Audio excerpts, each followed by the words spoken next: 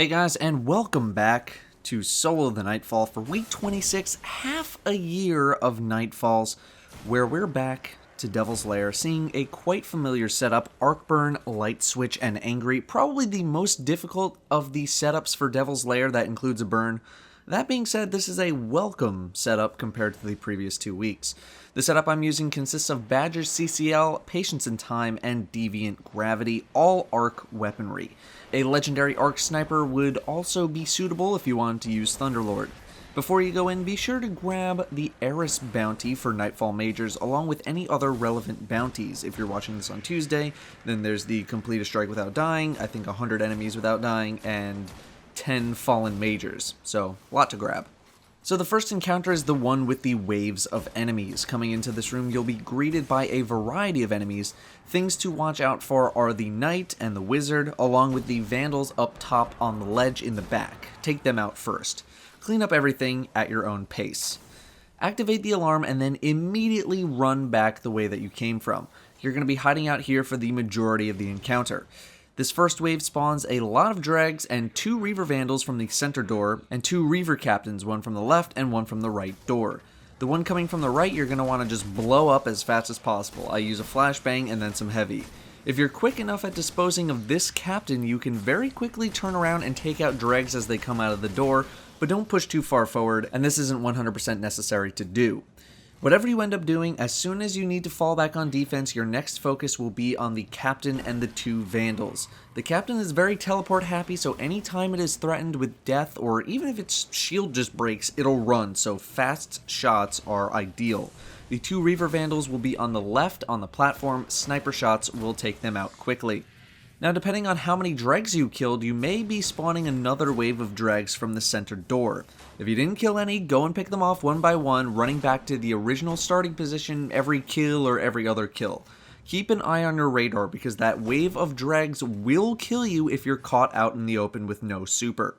After all Dregs and all enemies are dead, retreat again because 8 Shanks will be spawning, 4 from the center door and 4 from the lower door. Proceed with caution in taking these out. As soon as they're all dead, Wave 2 starts. Wave 2 spawns a lot of Vandals, including 2 Reaver Snipers from the center door, 2 Captains, one from the left and one from the right, and 2 Stealth Reaver Snipers, one from the left and one from the right. The Captain will come out first from the right, take it out quickly, then back up and snipe the Stealth Reaver that comes from the right side door. Before you move up, take out as many Vandals as you can, but watch your line of sight on the Stealth Vandal. It will be near the far side ramp. Work on the Captain, it'll be the most annoying thing. Take out the Ramp Sniper next, but then watch your left side for the 2 other Vandal Snipers. When you kill enough of the non-major Vandals, you'll hear that gloopy noise that stealth guys make when they spawn. This means it's time to run because they will one-shot you. Run back to the stairs and let the Vandals kind of funnel. You can work on them as they funnel off to your left into the little alcove. Otherwise, finish off any large threats before starting to work on the stealth and the remaining Fallen. Keep eyes on your radar, I cannot stress this enough. Keep eyes on the area that the Vandals funnel to, because if you push too far up, they will come after you. Wave 3 starts after everything is dead. Wave 3 will be chaos, but starting back at the stairs, you'll have a Reaver Captain and a Stealth Vandal. Kill them both before they start to move out. Another Reaver Captain, a Stealth Vandal, and 2 Reaver Vandals will spawn along with a lot of various Fallen and Hive. All of the major enemies will be in the same spots as they were in Wave 2 and Wave 1. Focus on those targets first before pushing up. The big threat here is the Wizard, because once you kill it, another 2 Wizards are going to spawn from the lower door. They'll go off and just kind of fight the Fallen, so play it very slowly and take things out one by one. If you just want to burst down the Wizards, that wouldn't be a bad idea, just be careful. 2 Thrall are also going to spawn from the low far door, and they are very lethal because of their arc melee, so just watch out, they'll come to you. Continue to clear out the room of all the enemies at your own pace. When you finish killing all of the enemies in the area, 8 more Shanks are going to spawn, 4 from the center and 4 from low, so you want to get back to the stairs again. Once you kill 6 of the Shanks, another wave of Fallen is going to spawn. After you kill some of that Fallen, you'll get another very small wave from the center door, so be ready to run after that after essentially every kill.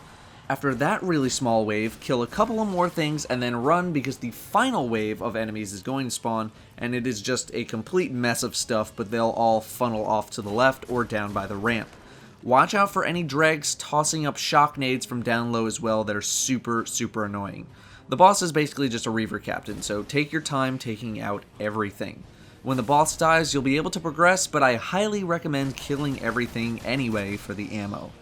The rest of the place is not as difficult, but you'll still need to be just as careful. Coming up on the Devil Walker, you're gonna want to break out the sniper for this. You're gonna be hanging out in the back of the area in the building. It's just a nice safe spot and you don't need to deal with all the junk in the middle. However, if you're back here, you will need to deal with a spawn that comes from the right, consisting of a captain and a vandal. Do not take them lightly. They are kind of weak, but they can totally ruin your run if you're not paying attention. Check your radar often. The other two things are the boss's arc cannon, which will kill you very fast, and the vandal up on the right in the building.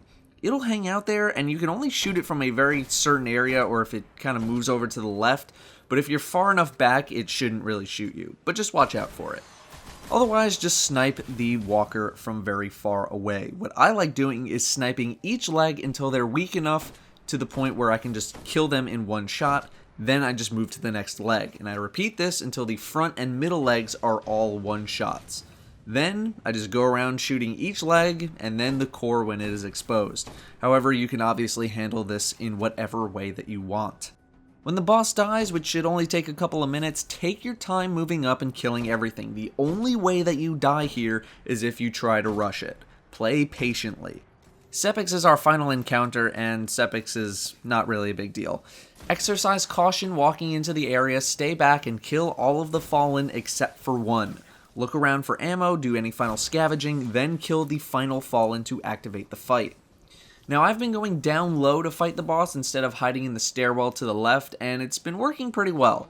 The problem is that the boss might teleport to an area where you can't shoot it. Another problem is that stuff up top can still absolutely kill you, so be careful. I pump shots into Sepix with my sniper for as long as I can.